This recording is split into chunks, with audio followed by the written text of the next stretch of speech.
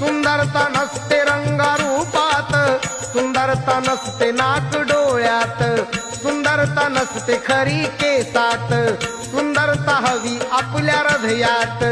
ऐकुनी भंतेजीचे प्रवचन, सफल झाले तिचे जीवन. त्रिवार भंतेजीना वंदिले, केवढे पुण्य तिने कमविले. जेव्हा तथागताला कळले, त्वरित भेटीला तिथे आले. हातपाठीवरून फिरवून आशिष बुद्ध गेले देऊन. कथा ही नंदिनीची ऐकून, ठेवा काळजात कोरून. कुंदना ही नम्रता, यात जीवन सार्थता, यात जीवन सार्थता. ऐका नंदिनीची मी